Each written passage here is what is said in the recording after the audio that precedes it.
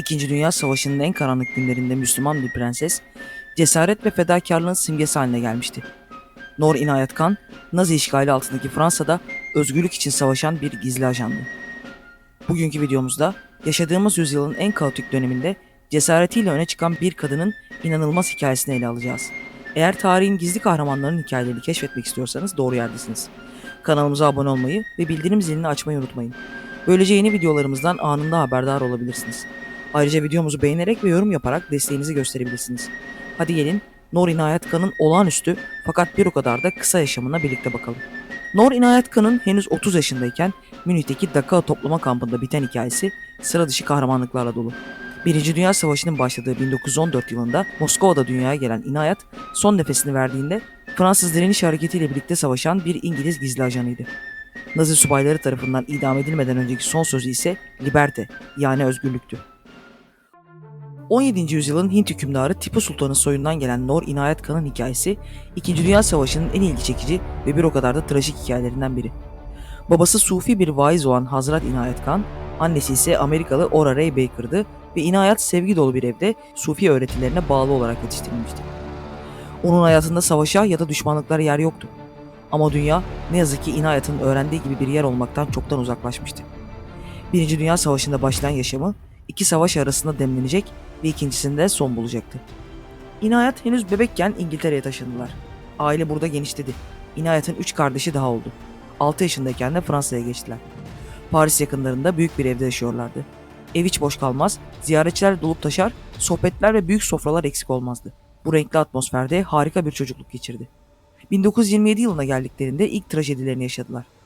Babası Hazrat Khan çok sevdiği ülkesine Hindistan'a geri dönmek, son bir kez daha tek başına doğduğu toprakları görmek istedi. Ailesi onun bu kararını destekledi fakat bir daha kendisini göremeyebilecekleri ihtimali de akıllarından gitmiyordu. Tam da düşündükleri gibi oldu ve birkaç ay geçmeden Hazrat Khan'ın ölüm haberi geldi. Aile derinden sarsıldı. Annesi bu acıyla baş edemedi ve inzivaya çekildi. Inayet henüz 13 yaşındaydı. Buna rağmen ailesinin tüm sorumluluğunu üzerine aldı ve kardeşlerine annelik yapmak zorunda kaldı. Neyse ki kısa sürede annesi normale döndü ve Inayet eğitimine devam edebildi. Sorbonne Üniversitesi'nde çocuk psikolojisi ve müzik eğitimi aldı. Aynı zamanda yazma konusunda da yetenekliydi. Çocuk kitapları yazıyordu. Ancak yazarlık hayalleri savaş meraklısı Adolf Hitler'in Avrupa'yı hatta tüm dünyayı tehdit etmesiyle son bulacaktı. 1940 yılında Alman ordusu Paris işgaline hazırlanırken annesi ve kardeşleriyle birlikte yeniden İngiltere'ye gittiler. Inayet bir sufiydi. Şiddetin hiçbir şeyi çözemeyeceğine inanıyor ve şiddeti reddediyordu. Fakat buna rağmen sessizce oturup tüm dünyanın kana bulanmasını izleyemeyeceğine karar verdi. Erkek kardeşi Vilayet'le birlikte gönüllü olarak İngiliz ordusuna katıldılar. Vilayet Hava Kuvvetleri, Inayet ise Kadın Yardımcı Hava Kuvvetleri için gönüllü oldu. Neyse ki aktif olarak savaşın içinde yer alıp silah kullanmadan, yani Sufi öğretilerinin çok da dışına çıkmadan ne yapabileceğini bulmuştu. Inayet bir telsiz operatörü olarak eğitim aldı ve Morse alfabesi kullanmayı öğrendi. Birkaç dil biliyordu. Telsiz konusunda da yetenekli olduğunu ispatlamıştı. Bu sayede önünde yepyeni bir kapı açıldı. İngiltere Başbakanı Winston Churchill tarafından bizzat kurulan özel operasyon biriminin dikkatini çekti. Özel operasyon birimi, Nazi işgali altındaki bölgelerde kurulan yerel direniş örgütlerine yardım etmek için kurulmuş bir gizli örgüttü. İstihbarat toplamak ve direnişçilere silah ve para yardımının organizasyonunu yapmakla görevliydiler. İlk hedefleri ise Fransa'ydı. Inayet kısa sürede bu iş için biçilmiş kaftan olduğunu kanıtladı.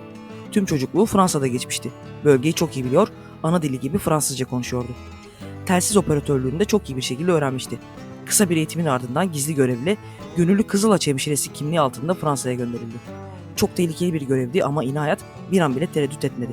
Artık bir kod adı bile vardı. Medlin. Inayet Fransa'ya tek başına gitti ve görevine başladı. Ancak daha hiçbir ilerleme kaydedemeden ilk talihsizliğini yaşadı. Henüz Fransa'ya varalı birkaç hafta bile olmamıştı ki Fransa'daki üst düzey birkaç İngiliz ajanı Gestapo tarafından ele geçirildi. Ardından iskambil kağıtlarından yapılan evler gibi herkes birer birer yakalandı. Inayet'in tek şansı yeni gelmiş olmasıydı ve hemen saklanması, kısa süre içinde de İngiltere'ye geri dönmesi söylendi. Fakat Inayet henüz hiçbir şey yapmamıştı. Saklandı ama dönüş emrine uymadı. Londra ve Paris arasında kalan tek telsiz bağlantısı artık kendisiydi. Birçok telsiz operatörünün yapması gereken işi tek başına yapıyor, sürekli yer değiştirerek saklanıyordu. Varlığı çok geçmeden fark edilmişti ve Nazi subayları çaresizce ona ulaşmaya çalışıyordu. Aldığı eğitim gereği kimliğini, kılık kıyafetini değiştiriyor, Paris'teki eski dostlarından yararlanıyordu. Bu sayede Paris'teki direnişçiler için silah temin edilmesini, para transferlerini ve yaralıların ülkeden güvenle çıkışlarını organize etti. Faydalı işler yapmaya başladıkça yakalanması daha da önemli bir hale geldi. Nazi subayları İnayet'in telsizle yaptığı yayınların bazılarını dinleyebiliyor ama yerini bir türlü tespit edemiyorlardı. Durum artık adeta bir kedi fare oyununa dönüşmüştü. Yaklaşık 20 kilo ağırlığındaki telsiz cihazının sürekli yanında ve oradan oraya taşımak zorunda olması işini daha da zorlaştırıyordu. Hatta bir keresinde bir ağacın dalında telsizin antenini takmaya çabalarken bir Nazi subayına yakalandı. Ama antenin bir radyo anteni, kendisinin de müzik dinlemeden duramayan zararsız bir genç kadın olduğu konusunda Nazi subayını ikna etmeyi başardı. Hatta yardım etmesini bile sağladı. Böylece Paris'le yapacağı son derece gizli telsiz görüşmesi için gerekli olan anteni bir Nazi subayına astırmıştı. Ama işler her zaman böyle sonsuz ilerleyemezdi. İnayet'in de tökezleyeceği bir an elbet gelecekti. Evet, bir noktada ifşa oldu ama bu kendi hatası değildi. Kaldığı evin adresi 100.000 frank karşılığında Nazilere satılmıştı. Üstelik birlikte çalıştığı bir iş arkadaşının kız kardeşi tarafından. Almanlar çok geçmeden İnayet'i tutukladılar ve Gestapo karargahına götürdüler. Henüz ne kadar gözü kara ve görev aşkıyla dolu olduğunu bilmiyorlardı. Güvenlik önlemlerini gevşek tutmuşlardı. İnayet birkaç hafta sonra başka 2 mahkumla birlikte küçük bir pencereden çatıya tırmanarak kaçmaya çalıştı. Neredeyse de başarıyordu. Ancak tam çatıdayken birdenbire hava bombardımanı oldu ve sirenler bir anda çalmaya başladı. Bu yüzden de fark edildi ve ne yazık ki gevşek güvenlik önlemleri uçup gitti ve çok tehlikeli olarak damgalandı. Artık bir daha kaçması mümkün olmayacaktı. Üstelik güvenlik önlemlerinin maksimum seviyede olduğu Forzenheim hapishanesine gönderildi. Elleri ve ayakları zincirlendi. Sürekli bir tecrite mahkum edildi. Dövüldü, sorgulandı, bildiklerini öğrenebilmek için onu kırmaya çalıştılar. Ancak İnayet irtibatta olduğu hiç kimsenin adını vermedi. İnayet'in böylesine bir durum içindeyken dahi aldığı bazı kararlar ve bunun sonucunda yaptıklarından yaşamaya olan tutkusunun asla azalmadığını anlıyoruz. Onunla aynı hapishanede kalan mahkumların sonraki yıllarda anlattıklarına göre İnayet, yemek yemek için verilen kapların arkasına tırnaklarıyla ismini ve annesinin adresini kazıyarak kısa sürede diğer kadınlarla iletişim kurmayı başardı. Bu durum uzun sürmese de birbirleriyle böylece haberleşebildiler. 11 Eylül 1944 günü yemek kabına yazdığı son mesaj "Ben gidiyorum" oldu. 3 kadın mahkumla birlikte Dachau toplama kampına götürüldüler. Kendilerine tarım işçisi olarak burada çalışacakları söylenmişti. Ancak Nazilerin planı başkaydı. Dövülerek bir çukurda diz çöktürüldüklerinde İnayet'in infaz edilmeden önceki son sözü "Liberte" yani özgürlük oldu. İnayet inancı gereği tek bir kurşun bile atmadan özgürlüğün yolunu açtı ve adını tarihe bir kahraman olarak yazdırdı. Bugün Nor İnayet Kan'ın cesaret ve kahramanlık dolu hikayesini sizlerle paylaştık.